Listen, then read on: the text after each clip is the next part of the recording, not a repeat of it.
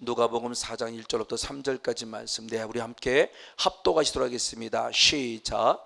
예수께서 성령의 충만함을 입어 요단강에서 돌아오사 광야에서 40일 동안 성령에게 이끌리시며 아멘 마귀에게 시험을 받으시더라. 이 모든 날에 아무것도 잡수시지 아니하시니 날수가 다음에 줄이신지라. 마귀가 가로되 내가 만일 하나님의 아들이거든 이 돌들에게 명하여 떡덩이가 되게 하라. 아멘. 할렐루야. 지금 누가복음 4장 1절로부터 말씀을 통해서 성회에 제가 중점적으로 다루고 있는 한 부분을 드디어 주일날 전하기 시작하면서 여러분들도 다시 한번 전해줍니다. 참 궁금했던 부분이라고 그랬죠. 목회자로서 왜 예수님이 성령을 충만하신데 왜 마귀한테 시험을 받아? 40일 동안 더더욱 금식 기도를 하시고 왜 마귀한테 시험을 받아? 처음에는 그냥 사건 자체로 봤으니까요. 사건 자체를 전했어요. 사건 자체를 전한 게 잘못된 것은 아니죠. 사건 자체도 이게 중요한 어떤 하나님의 또 다른 뜻이 있지만 하나님은 사건 자체가 중요한 것이 아니라 사건을 통해서 전해주고 하는 메시지를 우리가 들어야 되는데 그것을 듣지 못하는 어리석음이 있었다고 말씀을 드렸죠. 그러다가 이 은혜를 잊고 그것이 풀어졌다는 거죠. 영의 세계가 실제라는 걸 알게 되는 첫 번째 계기가 됐어요. 그러니까 예수님이 공생의 사역을 시작하며 가장 먼저 보여준 첫 공생의 스타트예요. 제자를 만들지도 않았고요. 아무런 역사와 능력을 나타내지 않았는데 가장 먼저 우리들에게 이 사건을 통해서 주어지는 메시지는 결국 뭐냐? 성목사, 영의 세는 실제야 라는 걸 우리에게 가르쳐 주고자 하는 첫 번째 뜻이 있었다. 그래서 성령이라는 세계가 있었고 마귀라는 세계가 있으며 내가 영적인 존재인데 나는 과연 그러면 어떻게 해서 영적인 존재로 살아가는가 라는 부분을 첫 번째 시간, 두 번째 시간, 세 번째 시간에서 말씀을 나누었어요. 그래서 영이라는 존재에 대한 부분을 지난주 말씀에 고린도전서 2장 10절, 11절, 12절을 통해서 11절에 우리 사람이 영적인 존재임을 얘기하면서 10절의 말씀에서는 성령, 11절의 말씀에서는 12절의 말씀에서는 세상의 영, 사탄이죠. 세상의 영. 근데 성경은 말합니다. 유다서 1장 19절에 보니까 너무 간단합니다. 성령이 없는 자예요. 그래서 이 사람을 에베소 2장 3절의 말씀에 본질상 누구라고 그러느냐? 진노의 자식이에요. 독사의 자식이라는 거죠. 육에 속한 자예요. 분명히 교회라는 공동체 안에 들어와 있으나 전혀 성령이 없어요. 근데 더 큰 문제는 뭐냐? 단순히 성령이 없다가 아니라 육에 속한 자라는 푸시케코스가 또 다른 단어 속에서 야고보서 1장 15절의 말씀을 3장 15절의 말씀을 보면 세상적이고 정욕적이고 그리고 무엇이다? 마귀적. 근데 이 정욕적이라는 원어가 똑같은 푸시케코스예요. 그럼 푸시케코스에 속한 이 정욕적으로 살아가는 그는 어디에 있냐? 마귀에 속했다라고 원어가 말해요. 그 성령이 없다로 끝나면 괜찮아요. 성령이 없다로 끝나는 게 문제가 아니라 결국 육에 속한 사람은 누구에 속한 자냐? 마귀에게 속한 자라는 거예요.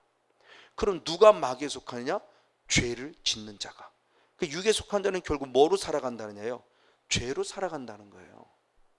요한복음 요한일서 3장 8절에 죄를 짓는 자는 마귀에 속한다 그랬어요. 그러니까 육에 속한 자, 성령이 없으니까 늘 죄로 살아가는 자. 이 사람이 절대 구원이 없어요. 이 영성에 대한 부분을 지난주 말씀을 나누고 또 하나의 부분 속에서 우리가 예수님을 믿기는 믿는데 아직도 부족함 속에 있는 사람을 육신에 속한 자 그랬어요. 자, 우리나라 말로는 육에 속했다, 육신에 속했다 그러니까 별 차이를 못 느껴요. 근데 원어는 분명히 달라요. 여기는 푸시케코스고 여기에 속한 사람은 고린도전서 3장 1절로부터 3절까지 말씀을 통해서 1절에는 사르키노스라는 원어로 사용하고 3절에는 사르키코스라는 원어를 삼져요. 똑같은 의미예요. 다 형용사고요. 결국 뭐냐? 이 사람들은 어떤 사람들이냐라고 했어요. 영적으로 어린아이라고 그랬어요. 영적으로 어린아이에 속한 사람인데, 영적으로 어린아이에 속한 사람의 열매가 뭐냐? 시기, 질투, 다툼. 그럼 이 사람들은 결국 뭐냐? 하나님을 따라가는 사람이 아니라 누구를 따라가는 사람이냐? 사람을 따라가는 사람이에요.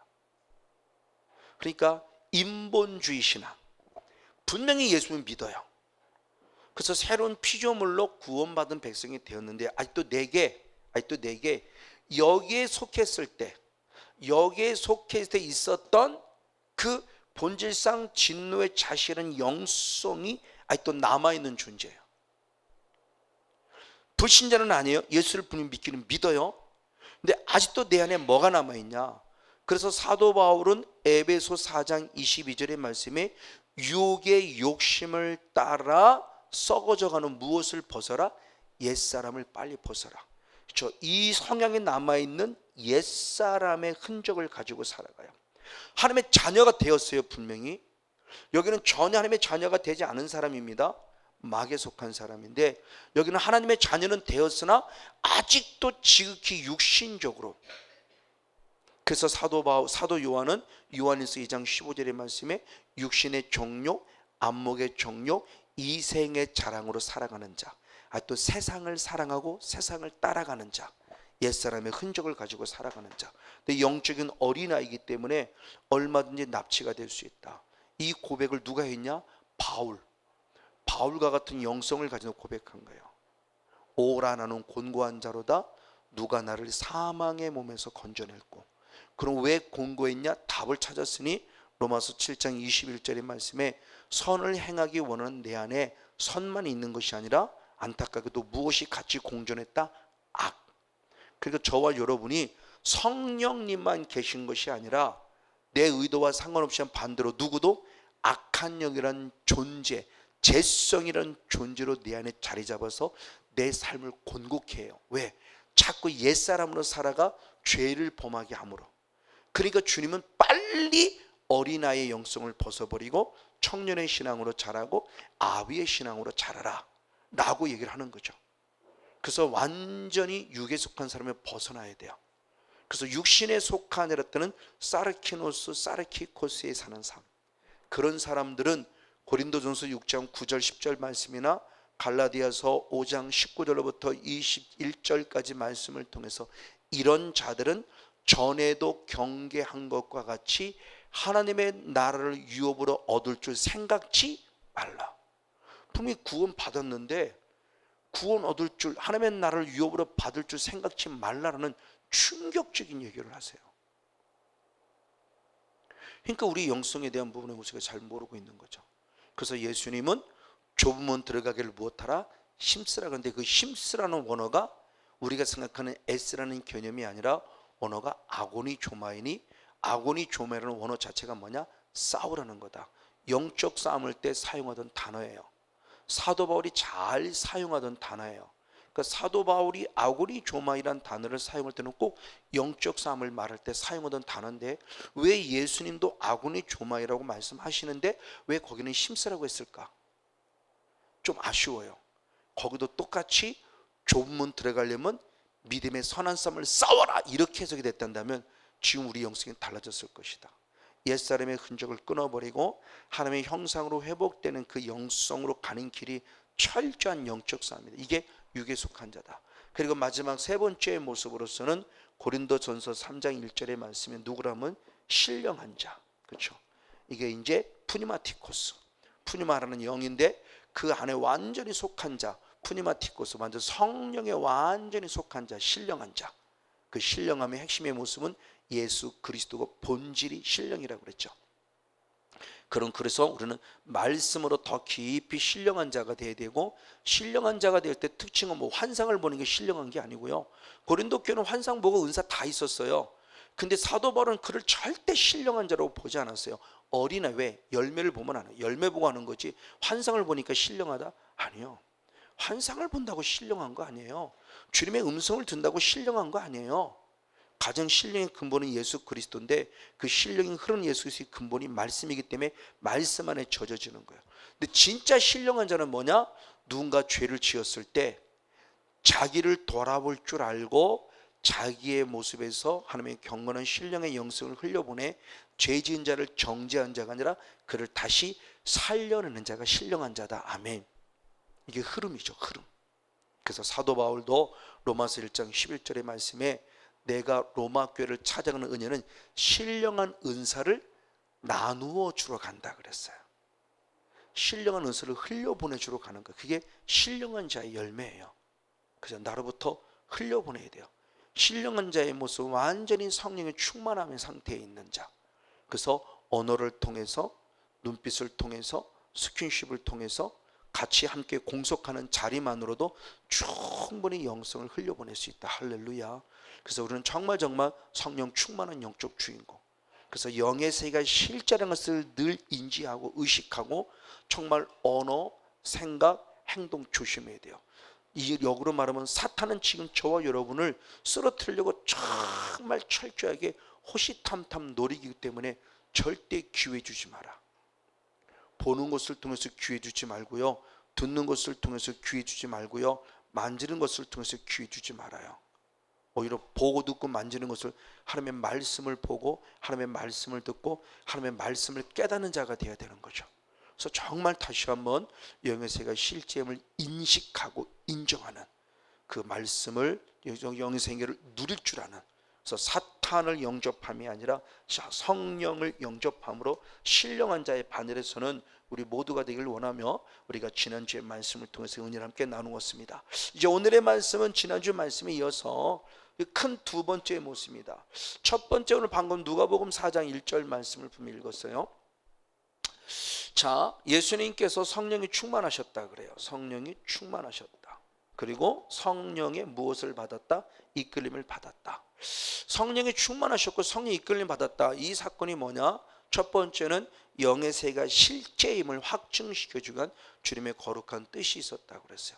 그러면서 두 번째의 모습으로 또 다른 부분 속에 제가 궁금함이 생겼습니다. 예수님 왜 성령을 받으셨지? 예수님 스스로가 삼위일체니까 그분이 곧 하나님이고 그분이 곧 성령님인데 왜 그분이 또 성령을 받았다고 또 표현했지? 이게 참 궁금했어요. 우리가 성령 받는 원리는, 이유는 사도행전 1장 8절의 말씀의 핵심이죠. 성령이 너에게 임하시면 너희가 뭘? 권능을 받고, 그쵸? 예루살렘과 온 유대와 사마리아와 땅 끝까지로 무엇 되게 하며? 증인. 이게 우리가 성령 받는 영적 원리를 확실히 알아요. 그러면 예수님이 우리처럼 능력이 없어 성령을 받았나? 예수님이 왜 성령을 받으셨지? 그분이 곧 성령님이시고 그분이 곧 창조주시고 그분이 곧 하나님이시고 전지전능하신 분인데 왜 그분이 성령을 받았어? 이게 궁금하기 시작한 거예요. 참 많이 궁금함 속에 있었어요. 그러나 그런 부분 속에서 주석을 살펴보고 또 성경을 살펴보고 또 다른 분의 책도 보고 인터넷을 이렇게 좀 연결해 보지만 어디서도 시원한 답을 찾을 수가 없었어요. 늘 속으로 궁금할 수밖에 없었어요. 그러다가 드디어 이 말씀을 붙잡고 주님 앞에 계속 묵상하며 기도하는 가운데 깨달은 두 번째, 왜 예수님이 성령을 받았는가를 이제 그 이유를 알게 된 거예요. 특별히 더더욱 주의 볼 때 베드로 역시도 예수님이 성령을 받았음에 대해서 증명해 주고 있어요. 한번 사도행전 10장 한번 38절을 봅니다. 사도행전 10장 한번 38절 한 절 말씀을 한번 같이 보겠습니다. 사도행전 10장 38절 시작. 하나님이 나사렛 예수에게 성령과 능력을 기름 붓듯 하셨음에 아멘. 저가 두루 다니시며 착한 일을 행하시고 마귀에게 눌린 모든 자를 고치셨으니 이는 하나님이 함께 하셨습니다. 아멘.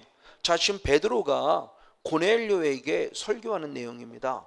베드로가 고넬료에게 설명을 할 때 예수가 누구인가를 설명하는 거예요. 예수가 누구이지 그럴 때 예수님이 무슨 일을 행했다 이렇게 말하지 않아요. 예수님이 착한 일을 행했다, 예수님이 마귀에게 누른 자를 고치셨다 이걸 얘기하지 않아요. 예수님이 왜 착한 일을 행하셨고 예수님이 왜 마귀에게 눌린 자를 고치셨지라는 정확한 원인과 동기를 얘기해 줍니다. 베드로는 분명히 본 겁니다. 예수님의 제자로서 예수님이 착한 일을 하는 것은 하나의 현상이에요. 마귀에 누른 것도 하나의 현상이에요. 우리 눈에 보이는 현상이에요. 만약 예를 들어 부족하지만 성건영 목사가 여러분의 악한 영을 떠나보냈어요. 현상이에요. 그럼 성건영 목사가 이것을 행한 게 중요한 게 아니죠. 왜 이런 일을 행할 수밖에 없었는가라는 분명히 원인과 동기가 있더라는 거예요. 베드로는 지금 그걸 보는 겁니다. 그러니까 말씀을 보는 우리가 좀 달라져야 돼요. 우린 그동안 자꾸 현상적인 부분, 사건적인 부분만 다뤘어요. 사건을 무시함이 아니라 현상을 무시함이 아니라 그 사건은 왜 생겼고 그 현상은 무엇이냐라는 주님의 뜻을 아는 게 중요하다고 그랬죠. 그래서 성경 때 얘기할 때 기적이 중요한 것이 아니라 기적이 표적이 돼야 되고 표적이 왜 표적의 목적을 알아야만 된다는 것을 수없이 말씀을 드린 거예요. 자꾸 기적이라는 현상 속에 매몰되면은 하나님 오히려 우리의 영혼은 기적을 경험할수록 성경이 분명히 말합니다. 오히려 내 영혼은 피폐해져요. 이거 잘 알아야 돼. 영적 원리가요. 기적을 경험한다고 또 잘 살아날 것 같습니까? 아닙니다. 계속 기적 안에 계속 현상 안에 머물러 버리면 성경은 분명히 말해요. 네 영혼은 피폐해져. 이게 구약에도 말하고 신약에도 말하고 있고요. 그러니까 참 이게 희한한 얘기예요. 영의 세계인데 영의 세계를 자꾸 현상적인 부분의 경험으로 체험으로 끝나버리면 어느 순간 내 영혼이 피폐해진다고요. 그럼 주님이 결국 말씀하는 의도는 뭐냐는 거죠. 그 의도를 알고 의미를 알라. 빨리 메시지를 찾으라는 거죠. 그런 예수님은 베드로가 보면 왜 예수님은 착한 일을 하고 마귀에 눌렸냐? 단순히 가난한 자를 부자 만들려고 죽은 자를 살리려고? 아니요. 그게 목적이 아니라 어떻게 하라는 부분 속에 얘기했을 때 하나님께서 예수님에게 무엇을 부어주셨다? 성령을 부어주셨다. 그래서 착한 일을 행한 것이고 그래서 마귀에 눌린 자를 고치신 것이니 이것이 결국은 하나님이 무엇한 것이다? 함께 하신 증거다라는 걸 지금 말하고 싶은 거예요. 그러니까 예수님이 누군가를 정확하게 설명하는 겁니다. 베드로가. 착한 일을 행한 게 중요한 게 아니에요. 마귀에 눌린 자를 고친 게 중요한 게 아닙니다. 그건 우리 눈에 보이는 현상일 뿐이에요. 그럼 왜? 라고 했을 때 하나님이 예수님에게 누구를 보내주셨다? 성령님을 보내주셔서 나타나는 현상일 뿐이에요. 그럼 결국 주어는 뭐예요? 하나님이고 성령님이죠. 그 하나님께서 예수님이 성령을 부어줬더니 나타난 현상, 이게 열매예요. 그리고 중요하다고 열매를 얘기할 때 열매 자체가 중요한 게 아니에요. 포도 열매가 맺힌 게 중요한 게 아니에요. 포도 열매가 맺힌 열매를 보고 주님이 안다는 것은 포도 열매가 맺어짐을 보면서 이 나무가 무슨 나무인 걸 안다? 포도나무라는 걸 아는 거예요. 즉 본질을 알기 위함입니다. 본질. 포도 열매를 맺었기 때문에 이 나무는 뭐다? 포도나무구나 아는 거예요. 감람나무의 그 열매를 올리브유를 맺었기 때문에 이 나무는 무슨 나무다? 감람나무다 아는 거예요. 사과를 보고 이 나무는 사과나무구나 아는 거예요. 자, 이 말씀을 잘 이해해야 돼요. 근데 우리는 그동안 그렇게 안 하고 그 기도회 때 몇 번 응답받아서 이런 열매, 전도할 때 몇 명 열매에서 자꾸 이런 열매를 찾아요. 주님이 원하는 열매의 개념은 그런 열매의 개념이 아닌데. 그래서 마태복음 5장 15절로부터 쭉 얘기하면서 포도나무에서 사과나무가 열릴 수 없다. 사과나무에서 감람나무가 열매 맺을 수 없다. 다시 말하면 가짜 열매를 맺는데 네가 진짜일 수 없다. 네가 가짜 열매를 맺었으면 너는 누구다? 결국 가짜다. 네가 하나님의 자녀다운 열매를 맺었으면 네 본질이 하나님의 자녀라는 것이 알려지는 거고, 네가 지금 하나님의 자녀다운 열매가 아니라 마귀의 자녀의 열매를 맺으면 너는 누구다? 마귀의 자녀일 뿐이지 하나님의 자녀가 아니다. 그래서 요한일서 3장 10절 말씀에 우리의 공동체 안에 하나님의 자녀가 나타나고 마귀의 자녀가 나타나나니 그 열매가 뭐냐? 사랑이란 열매를 통해서 네가 진짜 하나님의 자녀인지 마귀의 자녀인지를 안다고 하는 거예요. 열매로는 개념이 빨리 바뀌어야 돼요. 열매로는 나중에 다뤄보겠지만 우리가 그런 부분의 모습을 놓치고 살아가니까 기도하면 100가지의 기도는 100가지 열매를 맺었어? 그거 100가지 열매를 맺은 게 중요한 것이 아니라 당신이 진짜 하나님의 자녀였기 때문에 주님이 그 열매를 주셨다는 게 중요한 거죠. 진짜 당신이 하나님의 자녀에게 100가지의 기도를 했더니 100가지 열매를 맺었군요. 이게 중요한 거라는 거죠. 당신이 진짜 하나님의 자녀이기 때문에 전도했더니 몇 명의 전도의 열매가 맺었군요. 이게 중요한 것이지 내 본질이 누구냐를 찾는 게 중요하다는 거죠. 어쨌든 바로 이런 모습입니다. 자, 이런 모습을 통해서 지금 베드로가 예수님을 얘기하는 거예요. 예수님이 성령을 받으셨어. 성령을 받으셨기 때문에 착한 일을 행하시고 계시고, 예수님이 성령을 받으셨기 때문에 마귀에 눌린 자를 고치는 거야 라고 말하며 고넬료에게 예수님을 분명히 얘기합니다. 자, 이게 과연 뭐냐는 거예요. 우리는 단어 그 자체를 봅니다. 아, 예수님이 성령 받으셨어. 맞아요. 자, 이건 역시도 틀린 건 아니에요. 근데 저는 조금 더 의미를 살펴보자는 얘기를 수없이 말씀을 드렸어요. 자, 그런 부분 속에서 중요한 말씀의 모습이 있습니다. 맞습니다. 이것을 설명하는 겁니다. 다시 말해서 예수님이 성령을 받았다라고 하는 이 부분의 모습이 어떤 의미를 갖느냐는 겁니다. 누가복음 4장 1절에 예수님이 성령 충만 받았고 성령 이끌림 받았는데 그게 과연 우리에게 어떤 메시지를 주느냐. 예수님이 성령 받았다 그 자체가 중요한 것이 아니라는 것도 먼저 의미를 생각하라는 겁니다. 그걸 설명한 자가 누구냐? 성경은 이렇게 표현합니다. 사도행전 4장 25절 26절 두 절부터 말씀을 봅니다. 사도행전 4장 25절 26절부터 봅니다. 시작. 또 주의 종이 우리 조상 다윗의 입을 의탁하사 성령으로 말씀하시기를 아멘. 어찌하여 열방이 분노하며 족속들이 허사를 경영하는 것, 세상의 군왕들이 나서며 관원들이 함께 모여 주와 그 그리스도를 대적하자 하시니로소이다. 아멘. 다윗이 입을 통해서 성령을 통해 다윗의 입을 통해 말했 성령께서 다윗을 통해 말했다는 겁니다. 그러면서 뭐라고 말씀했느냐? 열방이 분노하고 족속들이 허사를 경영하는데 세상의 군왕들이 나서서 관원들이 함께 모여 주와 그 그리스도를 무엇했다? 대적했다. 그러면서 그리스도를 무엇했다? 대적했다라고 말하는 성경을 누가 말했다? 다윗이 성령을 힘입어서 말했다고 말하면 지금 성경이 기록하고 있는 거예요.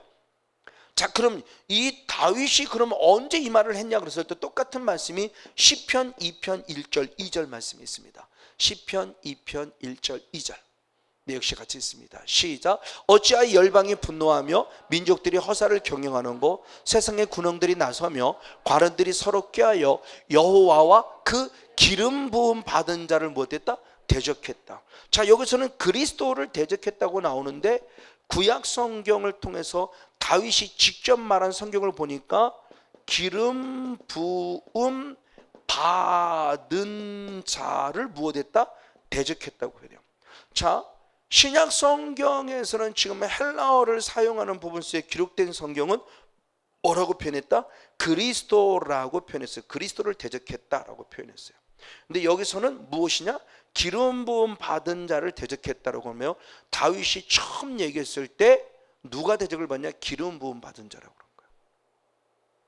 그럴 때 기름 부음 받은 자라는 원어가 뭐냐?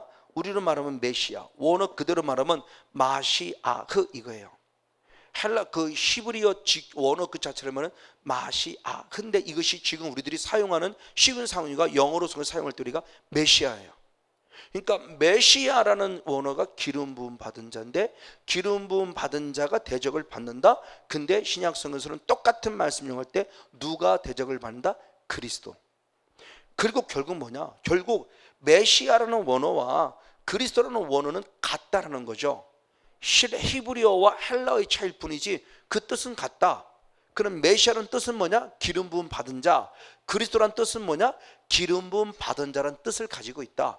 자, 이걸 잘 얘기한 게 요한복음 1장 41절. 요한복음 1장 41절 말씀. 안드레가 자기 형제 베드로에게 예수님을 소개할 때 이렇게 소개합니다. 시작. 그가 먼저 자기의 형제 시몬을 찾아 말하되 우리가 메시아를 만났다 하고, 메시아를 번역한 지 그게 누구다? 그리스도다. 같은 말이라는 겁니다. 자, 안드레가 말합니다. 내가 누구를 만났다? 메시아. 요한복음 4장에도 사마리아 여인이 그런 말을 합니다. 메시아 곧 그리스도를 우리가 기다리고 있다라고 표현해요.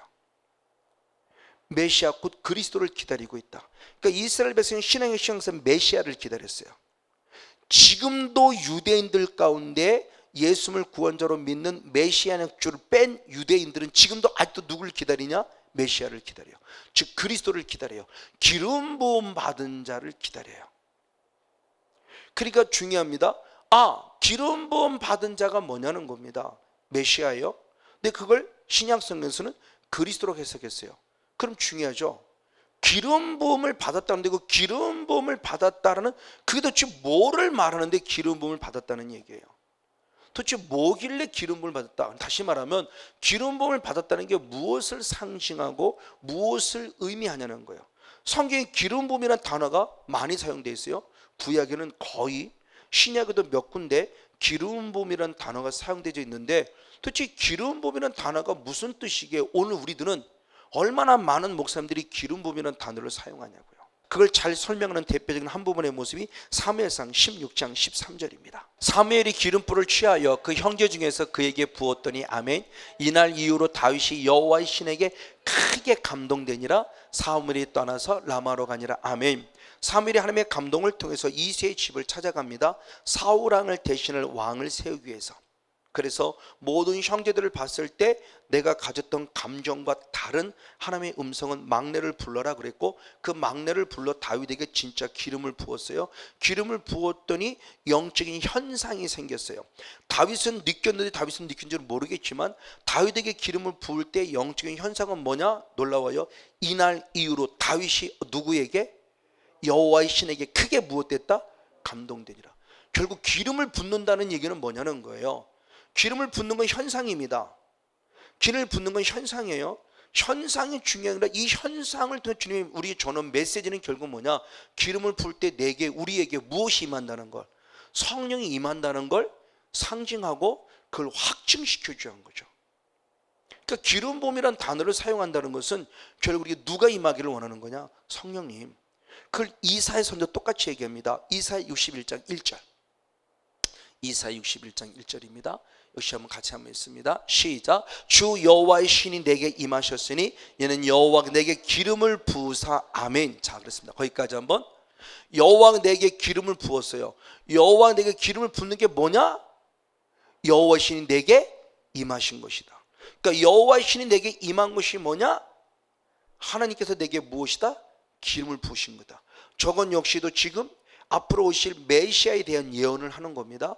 앞으로 메시아가 올 것이다. 기름 부음 받은 자가 올 것이다. 그가 와서 가난한 자에게 복음을 전해서 포로된 자를 자유케 할 것이고 눈먼 자를 다시 보게 할 것이며 마귀에 눌린 자를 고칠 것이다. 그러면서 눌린 자를 해방시키고 자유케 하실 메시아에 대한 사역에 대한 부분을 제시해 줄 때 그때 기름을 부었다고 그러는데 기름을 부은 게 누구다? 여호와의 신이 임했다. 그걸 예수님이 친히 말씀하셨어요. 자, 누가복음 4장 18절을 통해서 친히 말씀하십니다. 누가복음 4장 18절 시작. 주의 성령이 내게 임하셨으니 아멘. 이는 가난한 자에게 복음을 전하게 하시려고 내게 기름을 부으시고 아멘. 자, 똑같은 말씀을 예수님이 풀어서 한 번 더 해석하고 강의하실 때는 뭐라고 그랬냐? 여호와의 신이 결국 누구였다? 성령이었다. 성령이 내게 임하셨다. 그래서 내게 기름을 부으셨을 때 가난한 자에게 복음을 전했다고 말하며 예수님 스스로가 여호와의 신, 즉 기름 부음이 누가 임하는 것이다? 성령이 임하는 것임에 대한 부분을 스스로 확증해 주셨어요. 그런가 하면 사도 바울도 똑같은 말을 합니다. 사도 바울은 고린도후서 1장 21절 22절입니다. 고린도후서 1장 21절 22절 시작. 우리를 너희와 함께 그리스도 안에서 경고케 하시고 아멘. 우리에게 기름을 부으신 이는 하나님이시니 아멘. 저가 또한 우리에게 인치시고 보증으로 성령을 우리 마음에 무엇했다? 주셨다. 기름을 부으시는 누구예요? 하나님. 그 하나님이 기름을 부으실 때에 어떤 역사가 생겼다? 성령이 내 마음에 부어졌다. 그 기름 부음이라는 단어가 갖는 의미가 지금 우리에게 뭘 상징하느냐는 거죠. 우리가 단어로는 기름을 붓는다고 단어를 사용하지만 우리 영적으로 빨리 인식할 때는 누가 임하는 시간이다? 성령이. 옛날에는 기름 부음이라는 단어를 사용하지 않았어요. 기름 부음이라는 단어 사용한 지 얼마나 됩니까? 처음에는 기름 부음이라는 단어 사용하면 그것도 잘못됐다고 말했는데 요걸로 들어서는 그나마 잘못됐다는 얘기를 안 하고 계속 기름 부음이라는 단어를 많은 목사님들이 무의식 속에 사용해요. 어떤 것인지 어떤 건지 모르고 그냥 무의식 속에 그냥 성령의 기름을 막연하게. 그러면서 주로 기름 부음의 현상을 많이 다뤄요. 틀린 건 아니지만 기름 부음의 현상이 중요한 것이 아니라 그 현상을 일으키는 기름 부음의 주체가 누구냐를 빨리 파악하는 게 중요하다. 그래서 인격적인 성령을 만나는 것을 여러분이 수없이 말씀드리는 거예요. 그게 중요한 거죠. 베드로는 그걸 말하기를 원하는 거지 예수님 무슨 일을 행하셨다는 말하는 게 중요한 게 아닌데, 그 예수님이 누구냐를 말하는 건데 그분이 하나님이 기름 부으신 자야라는 거예요. 자, 그러면 그 기름 부음이라고 했는데 그 기름 부음이라는 단어를 가진 그분이 결국 누구냐라는 모습을 우리에게 조금 더 보여주고 있죠. 그분의 모습을 역시 해석을 합니다. 누가? 성경이요. 아까 읽었던 사도행전 2장 25절 26절 이후에 주의 해석을 답니다. 27절 말씀을 봅니다. 사도행전 4장 27절. 아까 25절 26절 시편 2편 2절 1절 2절 말씀 인용한 말씀 읽었습니다. 자, 그분의 답입니다. 시작. 과연 헤롯과 본디오 빌라도는 이방인과 이스라엘의 백성과 합동하여 하나님의 기름 부으신 거룩한 종 누구를? 예수를. 자, 기름 부음 받은 자 그리스도가 대적을 받는다고 그랬는데, 기름 부음 받은 자 그리스도가 곧 누구다? 메시아다. 기름 부음 받은 자다. 그가 대적을 받는다. 그도 맞죠? 헤롯에게, 본디오 빌라도에게, 그리고 이방인에게, 그리고 이스라엘 백성들 어떤 무리들의 연합을 통해서, 합동을 통해서 하나님이 기름 부으신 자, 하나님의 종 누구? 예수에게 대적했다는 거예요. 그럼 하나님이 기름 부으셨다가 직접 나옵니다. 누구라는 얘기예요? 곧 예수. 곧 예수. 그러니까 누가 그리스도를 얘기를 하는 겁니다. 누가 그리스도. 예수님이 누구다? 그리스도라는 얘기예요. 그래서 제가 솔직히 고백을 했죠. 참 무식한 목사였느라고. 예수 그리스도가 우리는 이름으로만 알았어요. 아니요, 예수 그리스도가 이름이 아니에요. 쉽게 말하면 성건용 목사예요. 성건용 목사가 이름은 아니잖아요. 성건용은 이름이고 목사는 그가 가지고 있는 직분이죠. 문재인 대통령이에요. 문재인 대통령이 이름이 아니잖아요. 예수 그리스도 똑같아요. 근데 우리 예수 그리스도라는 말을 너무나 많이 사용했기 때문에 목사임에도 불구하고 무지했어요. 그러면 다시 말하면 이 말씀의 뜻을 제가 지식으로 몰랐냐? 아니요, 로고스라는 지식으로는 목사가 기본적으로 알았죠. 근데 이제 레마화 되면서 그 기름 부음이란 단어가, 그 그리스도라는 단어가 내게 내 마음속에 와 닿은 지는 얼마 안 됐다는 걸 얘기를 하는 거예요. 그러니까 목사가 이렇게 무지해요. 로고스의 삶으로 지식이 필요 없는 것이, 지식이 빨리 지혜가 돼 레마가 돼서 내게 생명 있는 말씀이 돼야 되는데 그게 안 됐다는 거예요. 레마가 되면 자신 있게 증거해요. 그래, 때가 아니라 그래요라고 전한다는 겁니다. 왜? 내게 이루어진 말씀이니까. 정말 하나님 살아계셔 이렇게 되는 거지. 우리 목사님이 그런데 하나님 살아계시다 이건 아니에요. 우리 목사님이 그런데 하나님 살아계시다는 뭔 얘기예요? 성경이 그런데 하나님 살아계시대, 이것도 중요한 얘기지만 그런 로고스예요. 성경이 분명히 하나님 살아계심을 증명하고 있으니까. 그러나 내가 살아계심을 경험해야 돼요. 그래서 하나님은 살아계십니다라고 얘기할 수 있어야 된다는 거예요. 이게 체험의 종교고 이게 이루어내는 종교고요. 어쨌든 보십시오. 지금 하나님이 직접 성경에 말합니다. 그 대적받은 기름 부은 자가 누구냐? 바로 예수라는 거예요. 맞아요. 자, 이 말씀에 대한 근을 조금 더 성경적인 근거 속에 확증해 보기를 원합니다. 다시 한번 구약으로 돌아가서 말씀 봤을 때 바로 예수가 누구냐의 모습을 보게 되는 거죠. 자, 기름 부은 자가 바로 예수라는데, 그러면 중요한 게 예수는 누구냐? 도대체 예수가 누구이길래 예수를 기름 부은 자 그리스도라고 하느냐는 겁니다. 그래서 아까 얘기했듯이 가장 중요한 예수라는 이름, 마태복음 1장 한번 21절을 봅니다. 시작. 아들을 낳으니 그 이름을 누구라 하라? 예수라 하라. 아멘. 이는 그가 자기 백성을 저희 죄에서 구원할 자심이라. 할렐루야. 자, 예수라는 이름입니다. 예수가 누군가를 알려면 예수의 이름을 통해서 먼저 알아야 돼요. 그러니까 예수는 누구냐라고 했을 때 우리를 무엇에서, 죄로부터 무엇할 자예요? 구원할 자예요. 그러니까 예수 이름을 부른 자가 구원한다고 했을 때 그 예수 이름을 부른 자가 구하는 게 주문처럼 예수 이런다고 구하는 게 아니에요. 주문에 오듯이 예수 이런다고 구하는 게 아니라, 예수 이름을 부른다는 것은 그의 이름이 내게 지금 어떤 영적 의미를 가지고 있느냐를 인정하라는 거예요. 예수 그러면 내 안에 의식은 빨리 뭐가 돼야 돼요? 아, 나를 죄로부터 구원할 자, 나의 구원자, 나의 구주, 나를 죄로부터 구원할 자. 그러니까 결국 예수가 필요한 목적이 뭐예요? 병 고치려고 예수는 필요합니까? 아니요. 병 고칠 예수님 필요하면 병원 가도 돼요. 그럼 우리가 정말 가장 먼저 1순위로 예수를 필요한 목적은 뭐예요? 우리 무엇 때문에? 죄. 할렐루야. 그러니까 정말 예수의 필요한 목적이 확실해지는 거예요. 예수님이 이 땅에 오실 때 그랬어요. 나는 이 땅에 의인을 찾으러 온 것이 아니라 누구를 찾아? 죄인을 불러 그들을 무엇? 회개시켜 구원 얻게 하게 합니다. 당신이 이 땅에 오신 목적을 확실히 말씀하셨어요. 그것이 빨리 내게 찾아지고 믿어져야 돼요. 육신의 문제를 해결하려고 예수를 이용한다? 그건 기복주의 신앙이네요. 아까 얘기했던 육에 속한 자, 육신에 속한 자도 아니고 푸시케코스 완전 자연인, 성령이 전혀 없는 자연인, 예수를 무당같이 여기는 거니까 병 고쳐주세요, 병 고쳐주세요, 복 주세요, 복 주세요. 그나마 육신에 속한 사르키코스는 노스는 그도 구원의 확신을 가진 자이기 때문에 그나마 다행인데, 정말 이 푸니마티코 이 푸시케코스라고는 육에 속한 자는 전혀 구원받지 못한 자예요.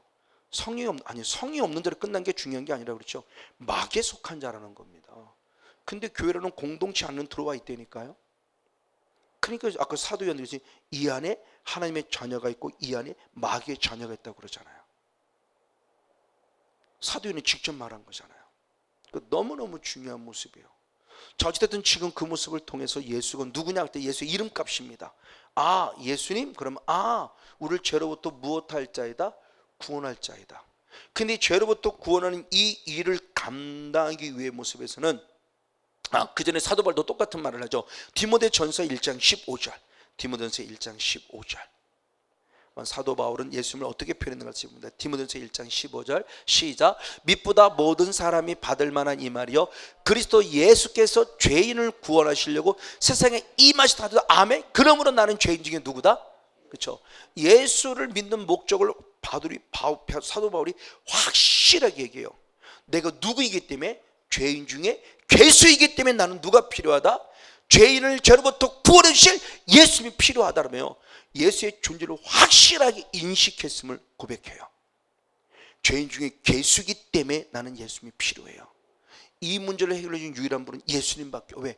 그분만이 죄가 없은 하나님의 유일한 하나님의 아들이니까. 자, 그 부분 속에 예수라는 이름값을 지금 얘기를 합니다. 그러기에 원래 예수라는 이 이름이 어떤 뜻이냐는 겁니다. 한번 출애굽기 14장 한번 13절을 봅니다. 출애굽기 14장 13절. 예수라는 원래 이름값을 봅니다. 시작. 모세가 백성에 이르되 너희는 두려워 말고 가만히 서서 예수께서 오늘날 너희를 위하여 행하시는 구원을 보라. 아멘. 너희가 오늘 본 애굽 사람을 또 다시는 영원히 보지 못하리라. 아멘. 자, 저 사건은 어떤 사건이냐? 애굽에서 10가지 재앙을 통해서 이제 마지막 나옵니다. 마지막 나오면서 이제 하나님의 은혜, 10가지 재앙을 마지막 나오면서 하나님의 은혜 가운데 나왔는데 앞에 홍해가 가로막혔어요. 분명히 주님이 꺼내놨는데, 주님이 애굽에서 끄집어냈는데, 하나님의 살아계심을 보여줬는데 앞에 큰 담이 생긴 거예요. 막막하잖아요. 근데 뒤에는 애국군이 쫓아와요. 이건 진짜 꼼짝달싹 못해요. 주님이 꺼내놓고 죽이는 상황이잖아요. 그러니까 예수 믿는 걸 여러분 잘 인식해야 돼요. 수없이 했지만 예수님 복받는 자자는데 그 말 대단히 조심스럽게 낸 말을 수없이 했죠. 아브라함도 적과 꿀은 가나안 땅에 들어와 하나님의 은혜 안에 들어왔는데 기다리는 건 기근이었어요. 출애굽을 건너 홍해를 건너 들어갔을 때 광야란 땅에 들어갔지만 광야의 땅에 들어갔을 때 인생의 쓴물이 기다렸어요. 구원을 해서 주님이 우리를 이끌어 가시는데 길이 뻥 뚫리는 고속도로 같은 탄탄대로냐? 아닙니다. 막혀 있어요. 지금요. 홍해라는 큰 강물이 막혀 있고요. 뒤에는 애국 군인이 부지런히 쫓아오고 있어요. 이걸 다시 말하면 악한 것들이 우리를 에워싸서 앞뒤로 어디 가도 나갈 수 없는, 어디 가도 피할 수 없는 모습으로 지금 우리를 압박하고 있어요. 왜? 하나님의 자녀이기 때문에요. 마귀가 마귀의 자녀일 것 같으면 안 건드려요. 하나님의 자녀니까 건드는 거예요. 지금 이게 영의 세계의 실제라는 겁니다. 내 환경과 조건과 주변을 보세요. 주님 말하잖아요. 하도 말 안 들으니까 사무엘하 7장 14절의 말씀에 사람의 채찍, 인생의 채찍으로 너를 책망하리라. 사람을 통해서 채찍, 사람을 통해서 징계를 삼아 정말 사람의 관계 때문에 어렵게 살아요. 저는 정말 가장 힘든 게 사람이라는 관계예요. 관계가 너무너무 힘들었어요. 그러니까 이런 부분들의 모습인데 지금 완전히 우겨싸움을 당하는 상황의 모습이 지금 벌어지고 있을 때 그때 하나님이 하신 말씀입니다. 그때 뭐라고 말씀하느냐? 너는 가만히 있어. 막혀있니? 걱정하지 마. 애국 군인이 쫓아오니? 걱정하지 마. 가만히 있어. 내가 너에게 행하는 뭐를 봐? 구원을 봐라. 그때 그 구원이란 단어가 예수아예요. 언어가 예수. 지금 우리가 사용하는 예수라는 단어예요. 예수. 그러니까 예수라는 이름이 원래는 그냥 일반 보통 명사였어요. 구원이라는 뜻을 가진 보통 명사. 그러다 그 이름을 하나님의 아들인 그분에게 붙여주는 거죠. 구원의 이름. 그때부터는 이건 고유 명사가 된 거죠. 이분 이외에는 절대. 그래서 제가 이걸 정말 많이 찾아봤을 때 인터넷 찾아본 겁니다. 어느 책자에 누가 썼다 하도록 들어가면 누구는 책자에 썼는데 그분도 연구해봤대. 연구해봤는데 2세기 이후에는 예수라는 이름을 사용한 사람이 없대요. 그분의 그 글에 의하면. 저도 인터넷 통해서 본 거기 때문에. 그러니까 2세기 이후에는 감히 예수라는 이름을 못 쓴 거예요. 예수란 이름 보통 명사로 쓰여졌고 하나님의 아들인 이분에게 예수란 이름이 쓰여지기 전까지는 예수란 이름이 많이 있어요. 흔히 얘기할 때 우리가 그동안 목사님들 볼 때는 여호수아도 같다 이런 뜻은 호세아도 같다 이런 뜻을 많이 배웠어요. 틀린 아니에요. 원어로 보니까 비슷하니까 같아요. 뜻이 있는 거니까. 그러나 진짜 예수란 이름을 가진 사람들이 곳곳에 있었는데 2세기에는 없었다는 거예요. 그러니까 일반 보통 명사로 사용하던 이 구원이란 뜻이죠. 우리말로는 구원인데 그들은 예수아 이렇게 부르는 게 구원을 얘기하는 거예요. 우리말로 구원 얘기하듯이 예수아 그런 게 구원이에요. 근데 일반 보통 명사예요. 가만히 있어. 하나님이 말씀하셨는데 우린 가만히 있으래. 그럼 하나님이 구원을 보여주신대. 그렇죠. 홍해길을 열어주셨고 불기둥으로 애국교를 막아주셨고 구원을 보여주신 거잖아요. 이 구원입니다. 이 이름이 거룩한 이름인데 이게 이제 예수님에게 해당되는 이름. 자, 그 모습을 보면서 이 구원의 이름, 그래서 이 구원의 이름이 예수라는 이름을 믿고 예수를 부른 자가 구원 얻음에 대해서 로마서 10장 9절 10절 13절에 말하고 있죠. 로마서 10장 9절 10절 13절 같이 있습니다. 시작. 내가 만일 내 입으로 예수를 주로 시인하며 아멘. 또 하나님께서 그를 죽은 자 가운데 살리신 것을 내 마음이 믿으면 구원을 얻으리니 아멘. 사람이 마음으로 믿어 의에 이르고 할렐루야. 입으로 시인하여 구원에 이르느니라. 그러므로 누구든지 주의 이름을 부르는 자는 구원을 얻으리라. 아멘. 아멘. 예수님을 그래서 믿고 주의 이름을 부른 자가 구원의 은혜를 베풀어 주신 거예요. 자, 그럼 중요한 모습이. 그러면 어떻게 예수님이 그리스도이심을 아느냐는 겁니다. 성경이 말하고 있습니다. 다시 한번 시편 2편 1절 2절 두 절 말씀을 같이 읽습니다. 시작. 어찌하여 열방이 분노하며 민족들이 허사를 경영하는고 세상의 군왕들이 나서며 관원들이 서로 꾀하여 여호와 그 기름 부음 받은 자를 대적했다. 아멘. 자, 저 실제적인 모습은 육의 모습으로는 지금 다윗에 대한 부분의 모습을 얘기하는 거예요. 그러니까 다윗이 본인의 자신의 입을 얘기할 수 있는 얘기지만 다윗은 반면에 다윗의 후손, 그렇죠? 아브라함과 다윗에서 예수 그리스도의 계보를 얘기한다 했을 때 그 앞으로 있어야 될, 그러니까 다윗의 그 영적인 모습 가운데 있어야 될 또 다른 메시아의 모습을 더불어 얘기하고 있는 모습을 얘기를 하는 겁니다. 그러면서 분명히 기름 부음과 대적을 받는다고 그러는데 기름 부음 대적을 받는다고 얘기하면서 주님이 4절에 그렇게 표현했어요. 4절을 봅니다. 4절을 봅니다. 시작. 하늘에 계신 자가 웃으시며 아멘. 주께서 저를 무엇하리라? 비웃으시라. 자, 분명히 대적을 받는다고 얘기하면서도 주님이 비웃고 웃었어요. 이건 결코 뭐냐? 너희들이 대적하지만 그분은 대적받을 자가 아니라는 거죠. 그럼 과연 어떻게 하느냐? 9절을 봅니다. 시작. 내가 철장으로 저희를 깨트리며 질그릇같이 무엇하리라? 부실하시도다. 할렐루야. 너희가 대적하지만 오히려 너희가 그 대적하는 그에게 철저히 깨질 것이다. 그는 철장 권세를 가지고 너를 질그릇같이 확실하고 아낌없이 부스러뜨리라. 할렐루야. 주님의 약속이에요. 예언입니다. 메시아가 오셔서. 그러면 그분이 누구길래? 라는 것이 바로 7절의 말씀이었습니다. 7절의 말씀을 봅니다. 시작. 내가 명을 전하노라. 여호와께서 내게 이르시되 너는 내 아들이라. 오늘날 내가 너를 할렐루야 아멘. 그런 그 대적, 기름 부음 받았으나 세상의 군왕들에게 대적을 받는 자, 아까 사도행전 4장 27절에 해석했죠. 헤롯 왕과 본디오 빌라도와 이방인과 이스라엘 백성들이 합동하여 연합하여 하나님의 기름 부으신 종 예수를 못했다, 거스렸다, 대적했다. 그분이 바로 누구냐는 겁니다. 그 기름 부은 자가 누구냐 그럴 때 주님 분명히 말씀하시는, 그는 내 사랑하는 아들이라는 거예요. 내가 낳았다는 겁니다. 그러니까 지금 예수님이 하나님 말씀할 때 다윗을 통해서 기름 부음 받은 자, 그렇죠? 곧 그리스도 메시아예요. 우리말로는 기름 부음 받지만 그들이 쓰는 단어는 메시아예요. 메시아가 대적을 받을 것이다, 그리스도가 대적을 받을 것이다. 근데 이 기름 부음 받은 자가 누구다? 하나님의 누구다? 아들이라고 지금 얘기를 하는 거예요. 누가? 하나님이 직접. 누구를 통해서? 다윗의 입술을 통해서. 그러니까 여러분의 기름 부음 받은 딱 의식 속에, 메시아 딱 의식 속에 빨리 자리 잡혀. 누구? 그분이 곧 하나님의 아들. 아, 하나님의 아들이구나.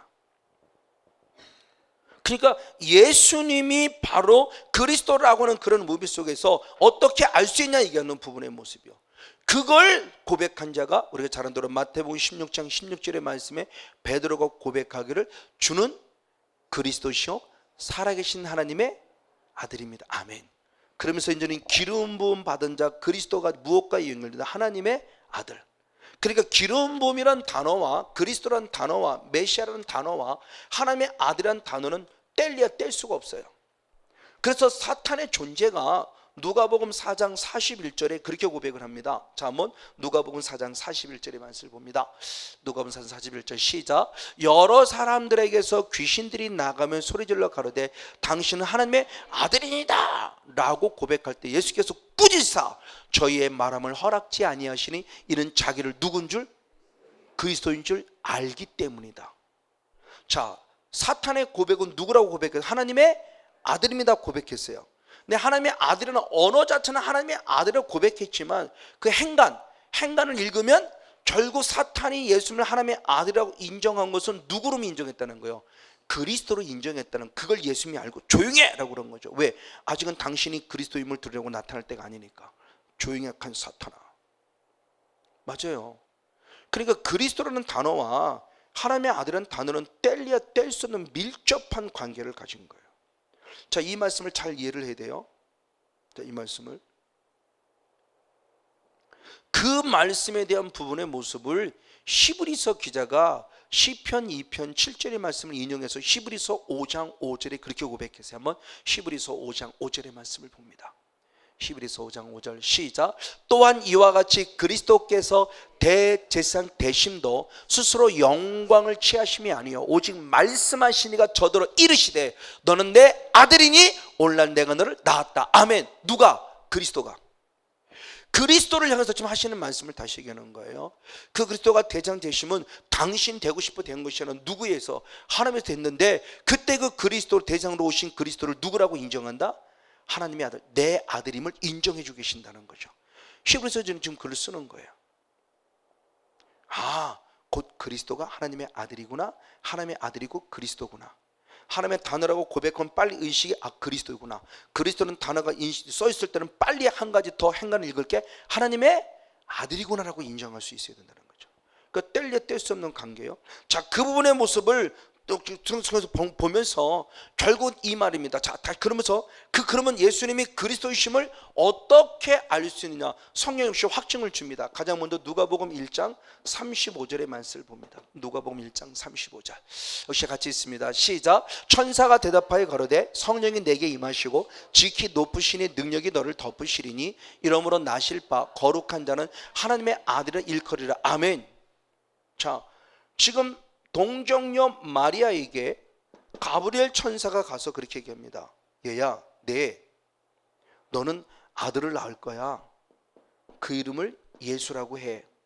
아니 무슨 얘기입니까? 내가 왜, 나는 남자를 알지 못합니다. 그 무슨 뚱땅지 같은 소리, 뚱땅지 같은 소리 차원이 아니죠. 처녀가 아기를 가지면 돌로 때려 죽여도 누가 뭐라도 말 못해. 왜? 이거는 정말 안 좋은 일을 행한 거잖아요. 우리들 눈에 안 걸렸을 뿐이지 처녀가 아기를 가졌다는 것은 이미 또 다른 남자와 잠자를 했다는 얘기예요. 그게 증명되는 거잖아요. 그런데 결혼하지 않은 여자가 다른 남자와 잠자를 한다? 그건 율법이 말합니다. 돌로 때려 죽여요. 그러니까 내가 아기를 갖는다는 것은 결국 돌로 때려 죽임을 당할지도 모르는 그런 상황이에요. 그때 묻는 겁니다. 아니 무슨 뚱땅지 같은 소리를 합니까? 나는 동정녀예요. 내가 무슨 아기를, 나는 남자를 전혀 몰라요. 나는 전혀 남자를 알지 못하는 그런 순수한 동정녀입니다. 그랬더니 그때 가버리 하는 얘기입니다. 너는 남자를 통해서 아기를 낳는다는 게 아니야. 그러면 어떻게 해요? 그럴 때 성령이 내게 임하시고 능력이 너를 무엇할 것이니? 덮을 것이니 그때 네가 아기를 낳을 것이다. 그 아기를 낳을 때 이름을 예수라는데 그 예수를 누구라고 그런다? 하나님의 아들이라고 그런다라는 부분이에요. 그럼 예수님이 마리아를 통해서 애들을 낳았을 때 어떻게, 무엇을 통해서? 성령. 자, 그럼 중요하죠. 성령이란 단어가 결국 아까 뭐라고 그랬어요? 기름 부음이라고 그랬죠. 기름 부음 받은 자. 그러니까 이제는 여러분이 해석할 때 그리스도라는 단어가 나오면 아, 이분은 결국 무엇을 받은 자다? 기름 부음 받은 자구나. 그럼 기름 부음 받은 자는 결국 무엇을 받았다는 거구나? 성령을 받았다는 거구나. 빨리 인식하라는 겁니다. 그냥 그리스도란 자체를 우리가 문자적으로 그냥 예수를 그리스도로 한다 이런 개념으로 보지 말고 아, 그리스도 그럼 아, 기름 부음 받았다는 자? 아, 기름 부음 받았다는 것은 아, 그분이 성령 받았다는 거네? 아, 성령 받았기에 그분은 곧 하나님의 아들이구나. 그러면 예수님이 곧 기름 부음을 받은, 즉 예수님이 성령 받은 이유가 확실히 나오는 거죠. 그러니까 예수님이 성령 받은 것처럼 능력이 없어서 귀신 쫓아내려고 능력 받으려고 성령 받은 것이 아니라 결국 예수님이 성령 받았다는 것은 당신이 누구임을 증명하기 위함이요? 그리스도 하나님의 아들임을 증명하기 위함이다 라고 이제 말씀이 이해가 되면 다른 말씀들이 벌써 풀려지고 훨씬 더 쉬워지죠. 아, 이것 때문에 예수님이 성령 받았구나. 아, 그래서 예수님을 그리스도라고 하시는구나. 아, 예수님을 메시아라고 하시는구나 라는 거예요. 그 의미를 찾으라는 겁니다. 맞아요. 이렇게 했을 때 드디어 내 사는 아들이라 그래요. 그리고 더 나아가 누가복음 3장 22절을 봅니다. 누가복음 3장 22절. 역시 한 목소리 있습니다. 시작. 성령이 형체로 비둘기같이 그에 강림하시더니 아멘. 하늘로서 소리가 나기를 너는 내 사랑하는 아들이라 내가 너를 기뻐하노라 하시느라. 할렐루야. 자, 이제는 공생의 출발점을 갖기 위해서 세례요한에게 물세례 받을 때 뭘 받았다? 성령을 받았다. 성령을 받았더니 하나님의 음성이 확실히 들립니다. 증명해 줍니다. 그렇죠? 요한복음 2장 30절에 하나님이 예수를 그리스도가 되게 하셨다 그런 거예요. 증명해 주셨다는 거예요. 그러면서 선명한 음성이 들립니다. 누구의? 세례 요한에게. 요한아, 네가 지금 물 세례 줄 때 물로 끝남이 아니라 그때 약속된 성령을 선물로 받아 성령 임하는 거 너가 받지? 맞아요. 그 자가 바로 누구다? 내 사랑하는 아들이요 내가 기뻐하는 자다. 아멘. 결국 성령을 받았다는 것은 다시 말합니다. 우리가 생각하는 성령을 받았다는 게 아니에요. 그분이 결국 기름 부음 받았다는 거다. 기름 부음 받는 그분이 누구 이름을 증명한 것이다? 그리스도. 그리스도는 곧 하나님의 아들. 하나님 지금 계속 확증시켜 주는 거죠. 그렇죠? 마태복음 17장의 말씀에 예수님이 변화산상에도 똑같은 사건이 벌어지죠. 변화산 예수님이 확실히 완전히 변화된 새로운 영체로 변화될 때 주님의 선명한 음성을 들을 때 베드로와 야고보는 깜짝 놀라잖아. 이는 내 사랑하는 아들이 내가 기뻐한다는 음성을 듣죠. 결국 그분이 누구다? 내 사랑하는 아들이 그분이 그리스도다. 기름 부음 받은 자라는 걸 확증시켜 주는 거죠.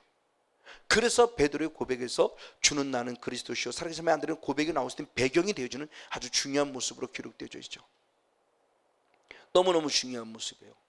자, 그러면 그것으로 끝나냐? 아니요. 우리가 지금 오늘 읽었던 본문의 말씀 누가복음 4장 1절 말씀 한번 더 봅니다. 누가복음 4장 1절. 역시 한번 한 목소리로 같이 한번 읽겠습니다. 누가복음 4장 1절입니다. 시작.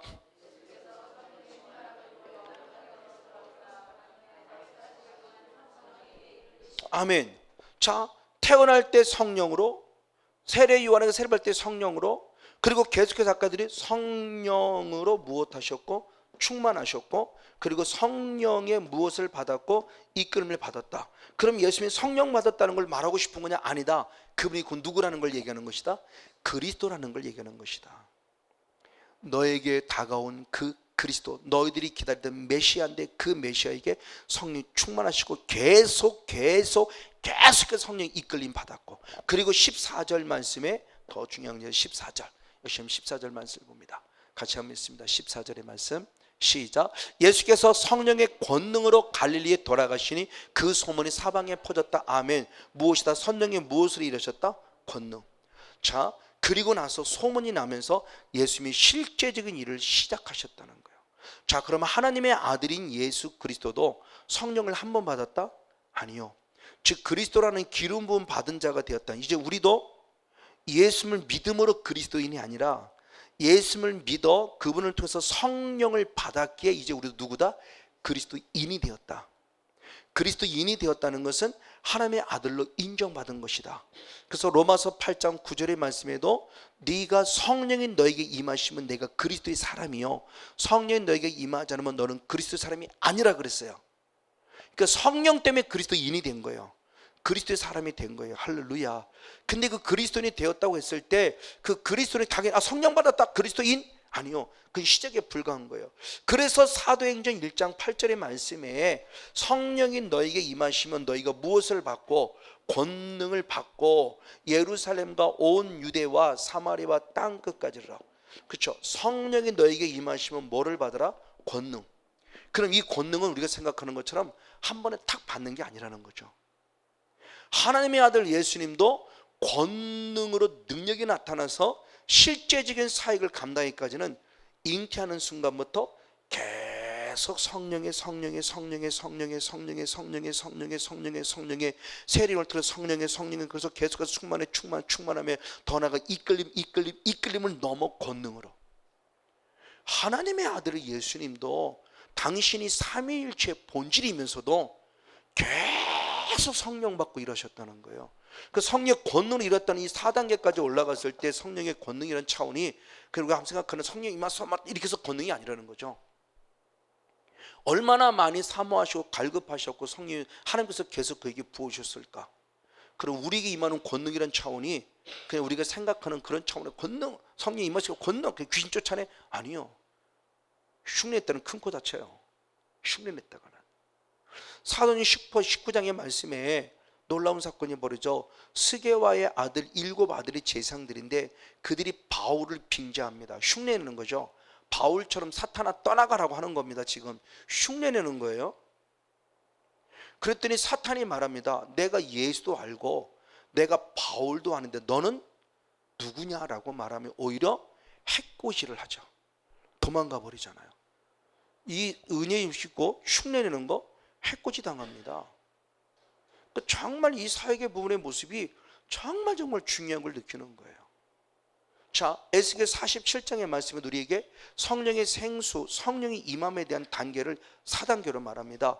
강단으로부터 성령의 생수가 흘러넘칠 때 1천척 흘러넘치는데 어디까지 들어가야 되느냐? 여기까지 들어가야 될 거 얘기를 하는 거예요. 자, 1천척은 어디에 있느냐? 발목을 적셔요.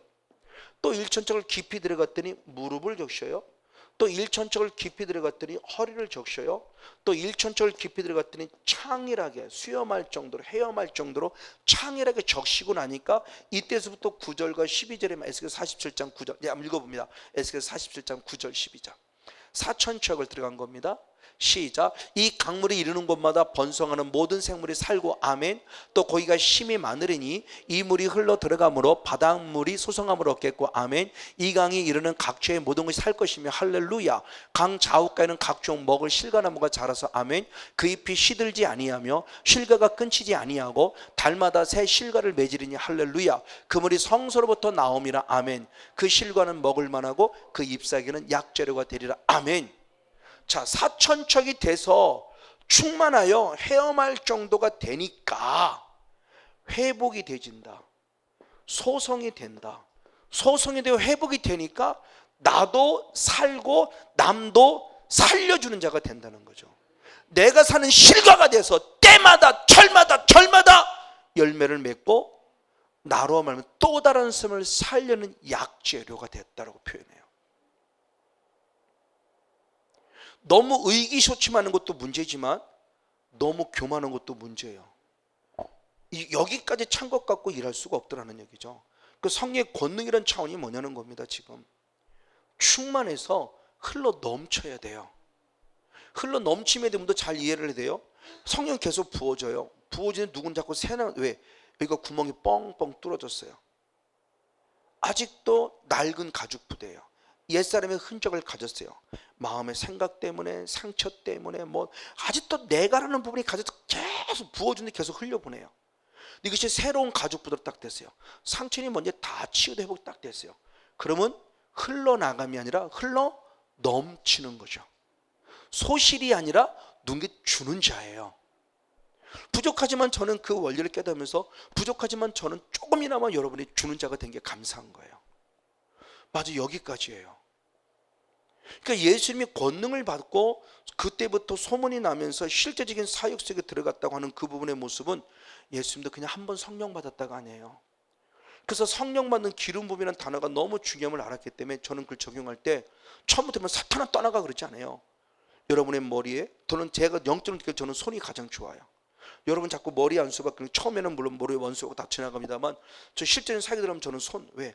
제가 느껴요. 저도 스럽게 머리 서는 것보다 손을, 저도 손가락으로 일하고 손에 대는 게 저는 좀 많이 느껴요. 그럼 처음에는 계속 성이 임해달라고 기도하죠. 처음부터 사탄아 떠나가 그러지 않아요. 왜? 성이 임하는 게 목적이니까. 임해야 떠나가니까 줄 수 있을 만큼 주어지는 그 통로로 쓰는 거잖아요, 지금요.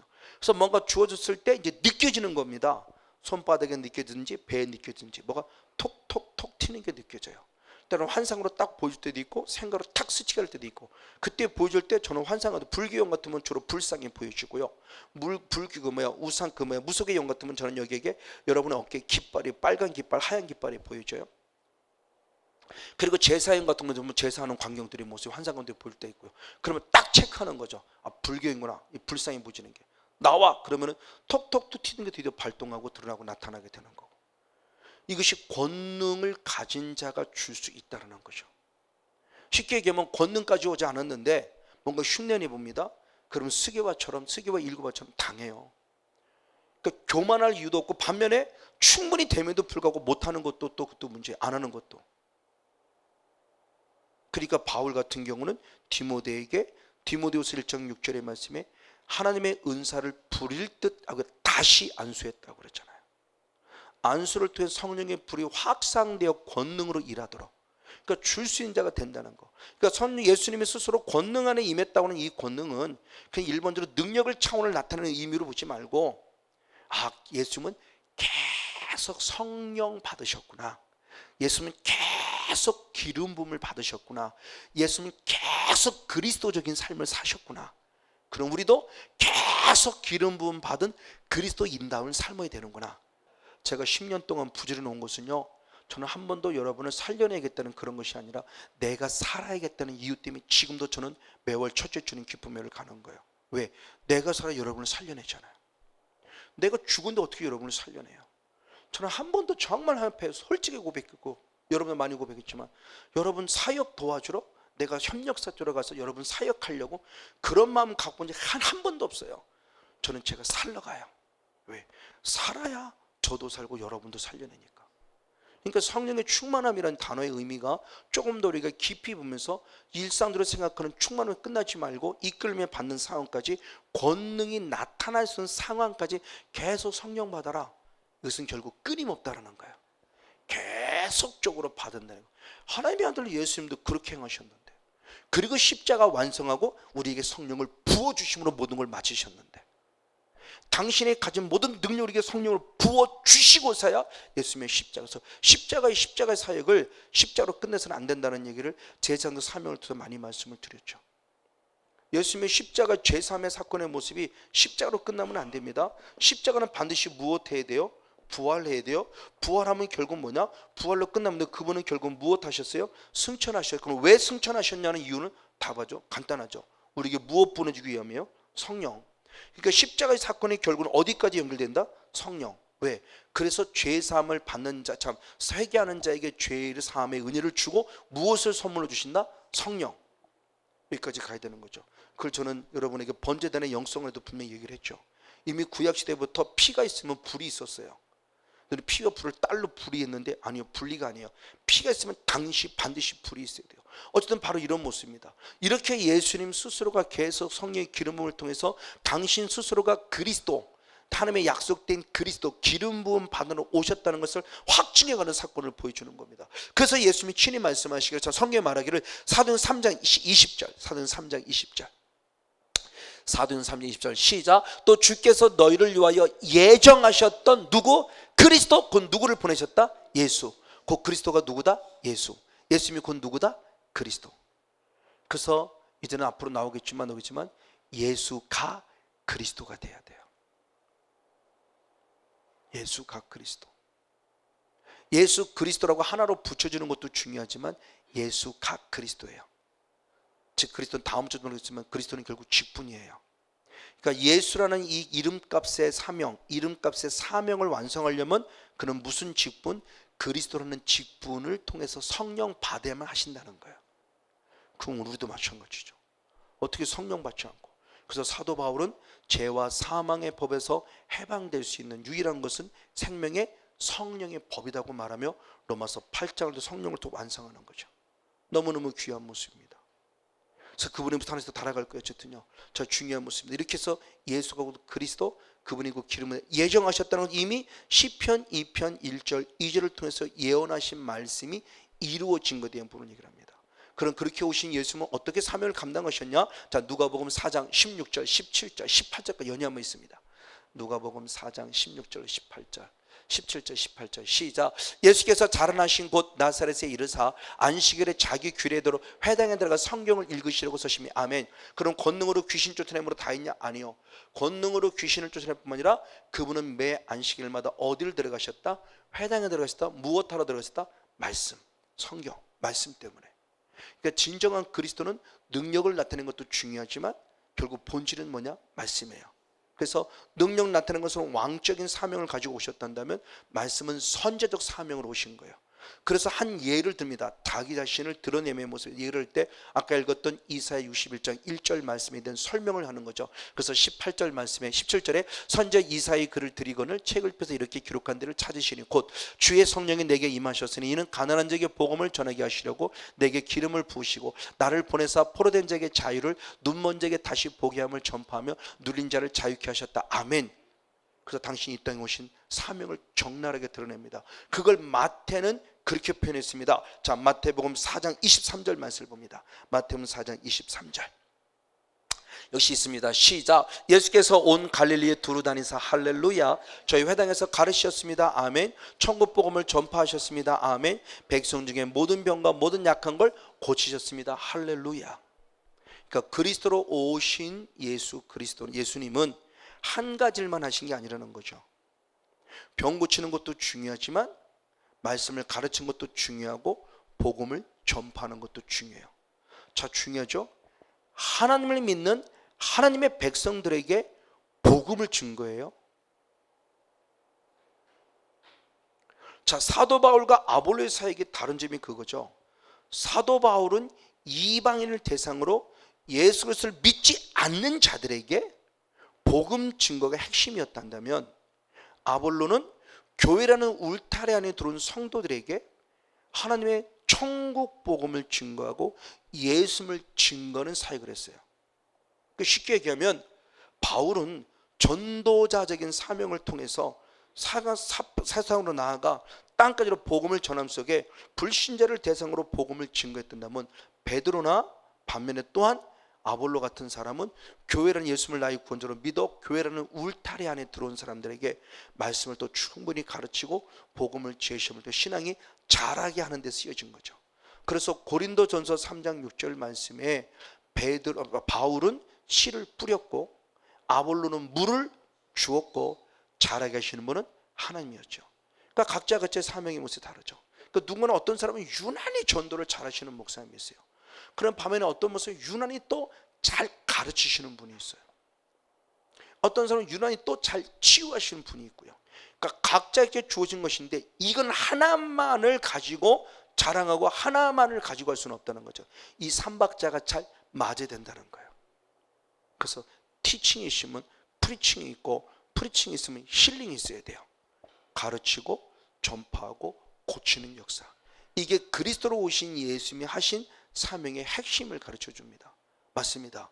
그리고 이것은 다시 한번 결론입니다. 예수는 그리스도란 얘기는 결국 예수님은 무엇 받은 자다? 기름 부음 받은 자다. 기름 부음 받은 것은 결국 예수는 무엇 받은 자다? 성령을 받은 자다. 아멘. 그래서 예수님의 3대 사명을 감당해요. 그럼 이제 우리도죠. 우리도 그 예수를 믿는 우리가 누구다? 그리스도인이에요. 근데 그리스도인을 단순히 예수 믿는 사람하고 사전적 의미로 생각하지 말고 성경이 원하는 의미를 생각해 본다면 나도 결국 무엇 받은 자다?